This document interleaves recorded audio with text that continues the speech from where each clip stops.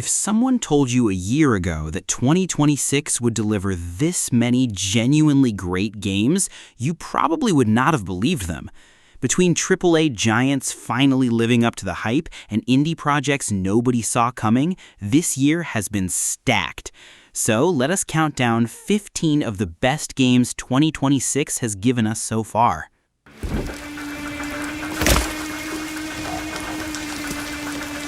You there, Leon? Resident Evil Requiem. Capcom did something tricky here and pulled it off.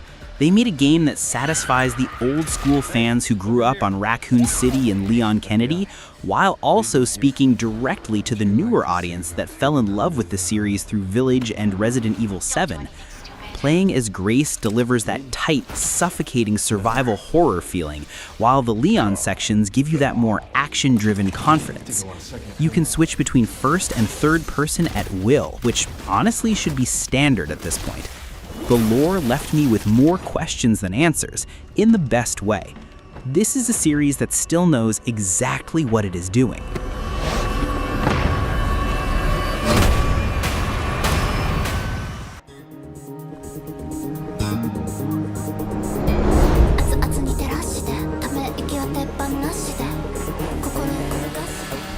Forza Horizon 6.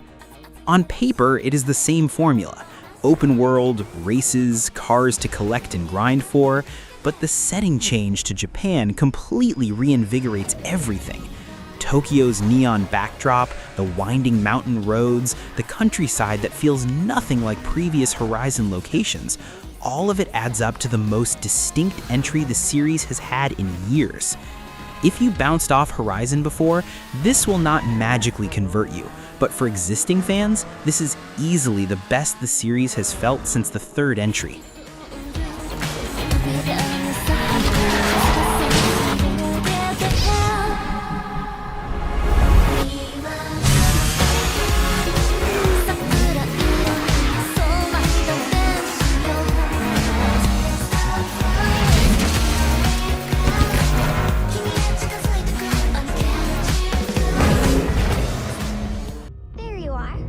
How about we call you Diana?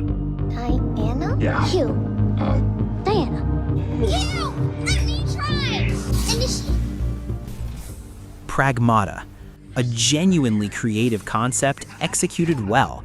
Hugh is stranded on a hostile space station, and his only ally is Diana, a small android capable of hacking enemies mid-fight. You are controlling them both at once, weaving together third-person shooting with real-time hacking that opens up enemy weaknesses. It never overstays its welcome. No bloated side content, no filler just to pad out the hours, just a tightly focused, emotionally grounded single-player adventure that respects your time. What's this? That's the Earth. The blue part there's all ocean. Look outside and you can see it from here. I'm gonna need your support till I'm back home. I want... Lost Carcosa.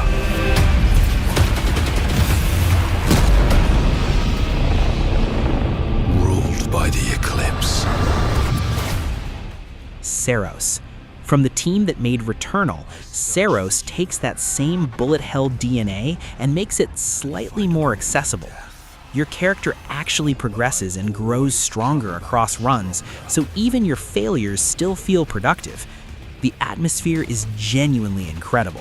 Dark, strange, cosmic dread baked into every corner of its world. Once the combat clicks, the dashing, the parries, the grapple, it becomes one of the most satisfying loops in any game this year, Returnal fan or not. This is a newly established colony. All that matters is finding you. There's no way to get home, and you can just... He's returned to us.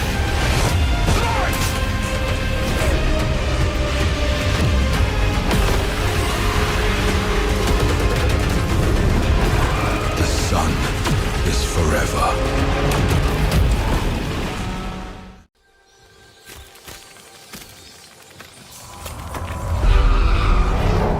If you make yourself more than just a man,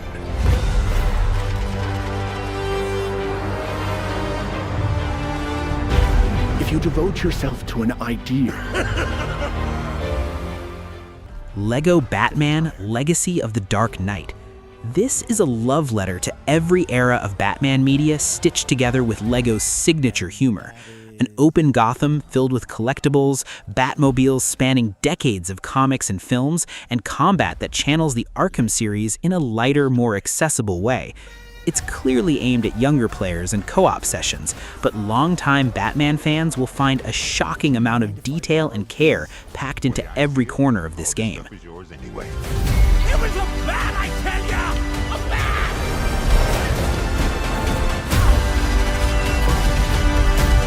You did all right in there, kid. Oh, wow!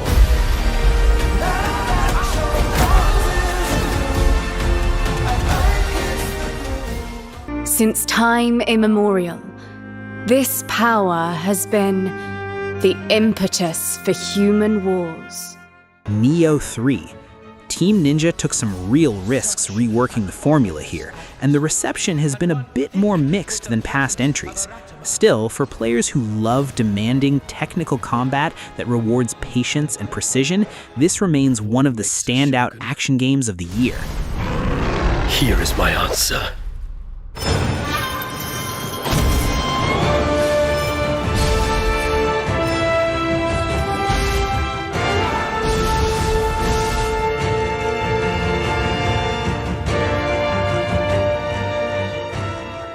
Let's find out, shall we? Crimson Desert. A chaotic, sprawling open world that refuses to play it safe. The story is loose and the pacing is uneven at times, but the sheer scale of what Pearl Abyss built here is staggering. Combat abilities let you experiment in ways most open world games never allow, and the world itself is breathtaking to simply exist in. It takes time to click, but once it does, there is genuinely nothing quite like it on the market right now.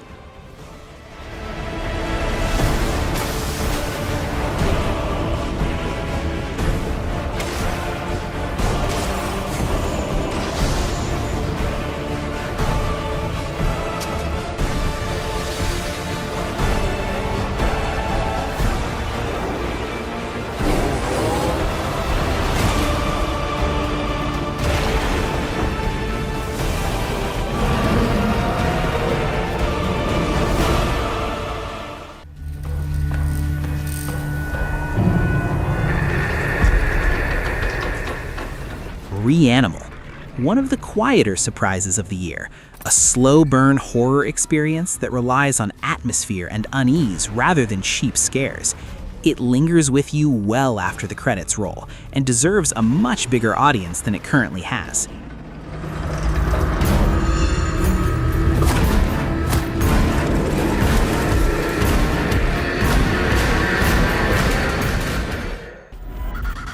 It is in our nature to hate, and that is why I've brought you here. Diablo IV: Lord of Hatred. This expansion reignited a lot of excitement around a game that had cooled off for many players. New systems, new content, and a story continuation fans had been asking for since launch. It feels like a genuine course correction for the franchise.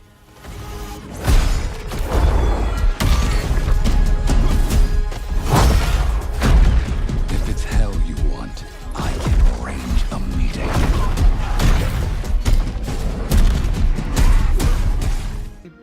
What's wrong?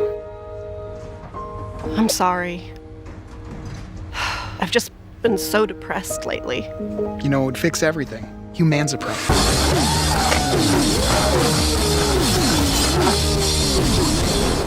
High on Life 2. Nobody was clamoring for this sequel, honestly, but Squanch Games clearly took the feedback from the first game seriously. The humor is sharper, the gunplay is more refined, and the whole experience feels like a confident step forward rather than a cash grab follow-up. Not every game needs to reinvent anything. Sometimes it just needs to be a genuinely good time. High on Life 2 nails that.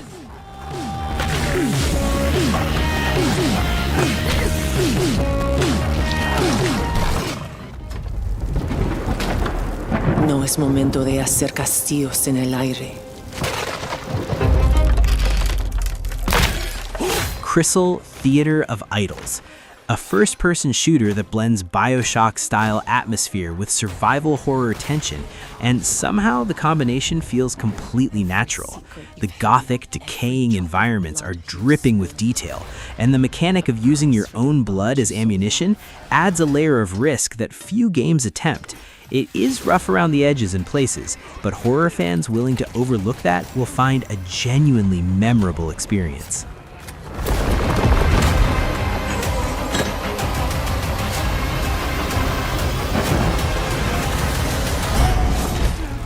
But you know what they say, mi sol. Welcome to the trap, Mouse! Mouse P.I. for Hire, a simple but charming throwback to 1930s noir cartoon aesthetics, wrapped around solid first-person shooter gameplay. The weapons are cartoonishly over the top, the world is full of personality, and while it does not reach the polish of something like Cuphead, the lower price and shorter runtime make it an easy recommendation for fans of the style. Is the big one. But I won't die, right? What? Something within me, I don't know, old instinct maybe, said turn back.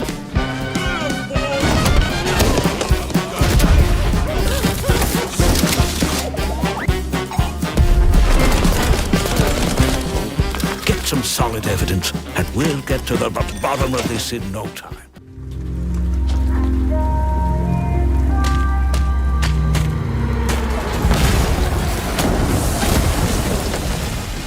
Replaced, a visually stunning Blade Runner-inspired side-scroller with real narrative weight behind it. You navigate dense 2D environments, solving problems, talking to NPCs, and engaging in melee combat that feels like a 2D take on Arkham combined with light gunplay. The slow opening hours give way to something genuinely gripping. There is nothing else quite like this game out there right now.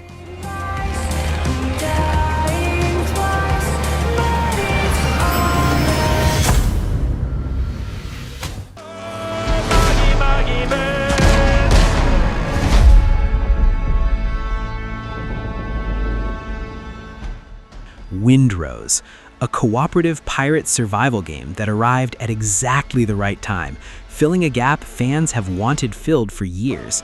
It's creative, distinct, and already shows a ton of promise, even in its current early access state.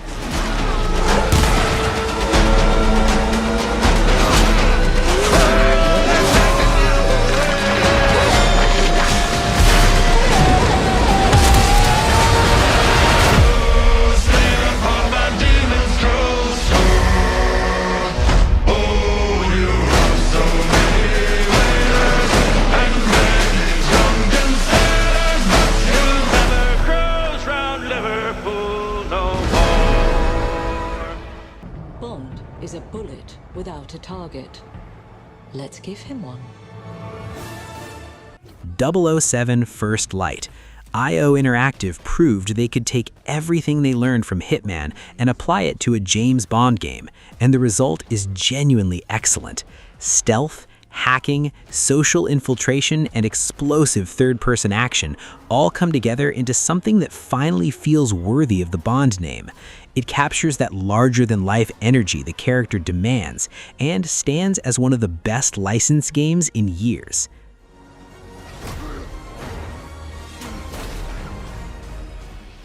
That wraps up 15 of the best games 2026 has delivered so far. Let me know in the comments which ones you have played, and if there's a game from this year that deserves a spot on this list, drop it below.